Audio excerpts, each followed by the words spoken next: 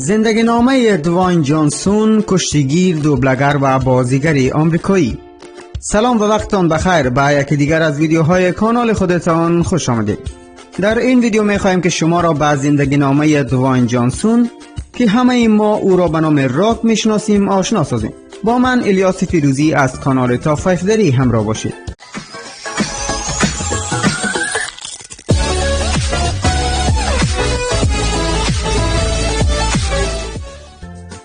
دوین داگلاس جانسون ملقب بر راک، زاده 2 می 1972 در کالیفرنیا، کشتیگیر، دوبلگر و بازیگر آمریکایی است.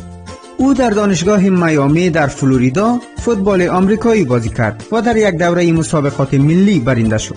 سپس در کانادا در لیگ برتر بازی کرد. اینها باعث شد مثل پدرکلانش و پدرش راکی جانسون تبدیل به یک کشتیگیر حرفه‌ای شود. پدرش آمریکایی آفریقایی تبار و مادرش ساموایی بوده است و وی در کودکی همراه پدر و مادر خویش سفرهای متعددی داشته است و از نزدیک مسابقات پدرش را که او نیز از کشتیگیران مشهور بود میدید. دوین در دانشگاه میامی به درجات علمی فراوانی رسید و طولی نکشید که با موفقیت‌های بسیاری در راگبی دست یافت و در سال 1995 او متحمل سختی‌های زیادی شد و توانست یک به یک هر کدام آن را از پیش روی بردارد. در سال 1998 وی به گروه ورزشی کانادا پیوست و از آنجا بود که کشتیگیری را به صورت حرفه‌ای آغاز کرد. دوین اولین مسابقه خود را در مسابقات USWA انجام داد. این اولین بازی و برد او در مسابقات بود که توانست در یک مسابقه تیمی حریف را از پیش روی بردارد. در سال 1999 در مسابقات جهانی WWE شرکت کرد و به نام راک به شهرت فراوانی رسید.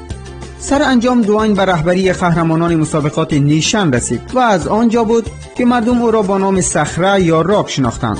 پس از پایان نیشن دوین در مسابقات کارپوریشن شرکت کرد. ساعات جذابی با رقیب اصلی خود استیو آستین سپری کرد. طولی نکشید که دوین این مسابقات را نیز به خوبی به پایان رسانید. حدود 12 سال بعد در حالی که اصلا از جان سینا خوشش نمی آمد با او پارتنر شد. او در سال 2012 با جان سینا مسابقه داد و توانست او را شکست دهد و به درگیری های خود با جان سینا پایان دهد.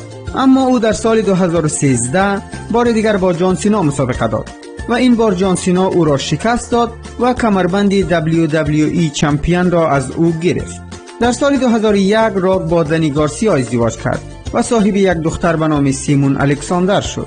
در سال 2007 آن دو اعلام کردند که از هم جدا شدند و فقط با هم دوست هستند. و محض طلاق جانسون با لورن هاشیان قرار گذاشت. همه خانواده جانسون کشتی کچکار بودند، از جمله پدر، پدرکلان و ماماهایش. محبوبیت دوین جانسون در کشتی کچ او را به عرصه سینما برد. او در سال 2001 در اولین فیلم خود با عنوان بازگشت مومیایی ظاهر شد و موفقیت او در این فیلم باعث شد تا دومین فیلم خود یعنی عقرب شاه را بازی کند. جانسون با دریافت 5.5 میلیون دلار دستمزد برای حضور در این فیلم در کتاب رکوردهای گینیس و عنوان بالاترین دستمزد برای اولین حضور محسوب می شود. از معروفترین فیلم های او می توان به سری و خشمگین، اطلاعات مرکزی و گارد ساحلی اشاره کرد.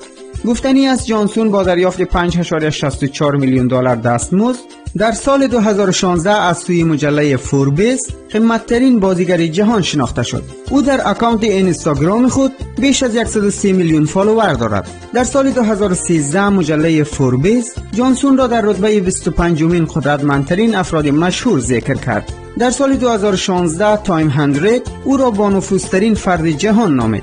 همچنان نام دوین جانسون به دلیل سلفی هایش با طرفداران خود در کتاب گینیس ثبت شده است.